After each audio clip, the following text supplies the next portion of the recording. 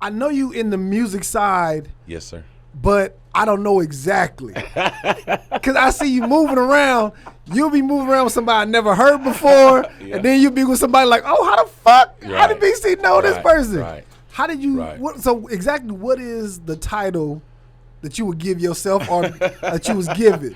Well, what I have done over the time is simplify things. The best way to do it, and I'm really in that space from a marketing, promotions, consultant, branding. That's my nook. But let's be 1,000 when you in front line, which I call it, which we are really a lot of times we're the first point of contact.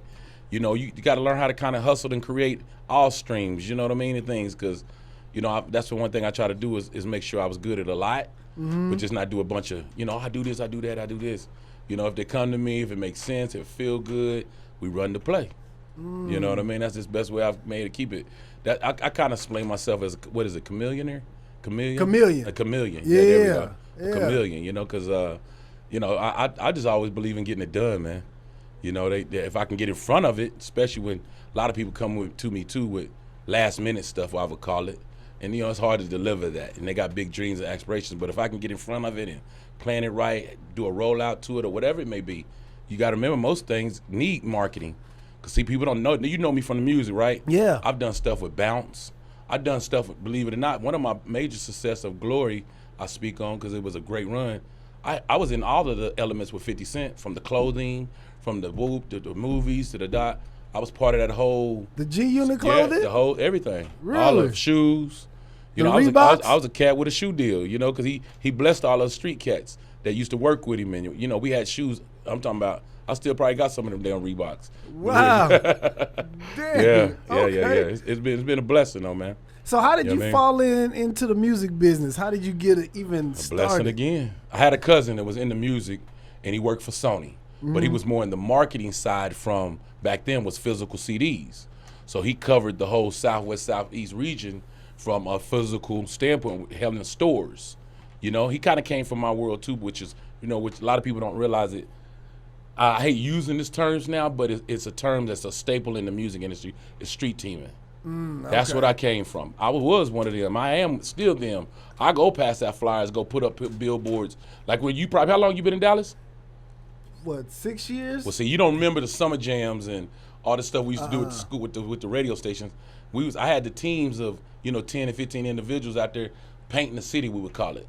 When you see poster boards all up and down the highways and stuff that was unbelievable, you would see, be like, how they put that up there? Yeah. We was the one putting that together, bro. You come over to the south side where Fair Park is, it would be shit everywhere, man, from the Puffies to the, I'm talking about, I go back, man. I'm 20 years plus in this crazy thing. Goodness gracious, Yeah, man. it's crazy. Goodness. It's crazy. I remember the street teams. The street teams back then, for me, was the ones that got you hype about the album Absolutely. that was coming Absolutely out. It's the front line. Yeah. We would be the one outside of Walmart passing out product. You know what I mean? We would be ones outside the concerts. Coming out the clubs. Yeah. Giving you a T-shirt, giving you a CD single, giving you an album. Yeah. That's what's changed different. People, not just the artists, but labels just don't make product of that nature no more. So you don't get it in the same fashion. They sending it to your phone. Yeah, via what I mean? Instagram. Absolutely. And, yeah. Ads. Yeah. The digital ads and things of that nature now. You know what I mean? Yeah. Yeah. God, man. I've seen this thing in stages. I tell people, when I get to rambling and talking, about every 3 to 5 years, man, this thing gonna take a change. You know what I mean? Oh yeah, for sure. That quickly? Well, give That or take. seems fast though. Well, when you in it, it's not fast. Cause think about, I can remember when we was giving out wax, then we went to CDs, then we went to thumb drives. Now we all the way into an email. If you think about MP3, Yeah. you know what I mean? You And think I'm talking that's about the the stages. You think that's the technology Oh, that's for sure. doing that? For sure. You got to remember, everybody's trying to figure out how to cut costs Right. and how to make it more simple Yeah. from a corporation standpoint. You know what I mean? Yeah. Since you've been doing this thing, you've been trying to figure out how to simplify this thing. Yes.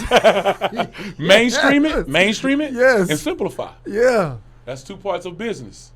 You know what I mean? Mainstream and simplify. Absolutely. Yeah. Absolutely. Heck yeah, I've been trying to figure that out. That's essential for business. Yes. Absolutely. Man. Absolutely. Okay. Yeah, man. Yeah.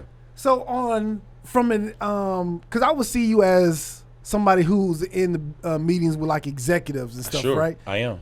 So from an artist standpoint, what can you tell them that that will benefit that they don't get to hear in those meetings, as far as like their whole, either their persona, their Yes. image, Yes. to their merchandise? Right. Like, what is something that's like important to? Well, I would have to say this, and I know it's very redundant to them, but keeping it real with you, they're only invested in what can work.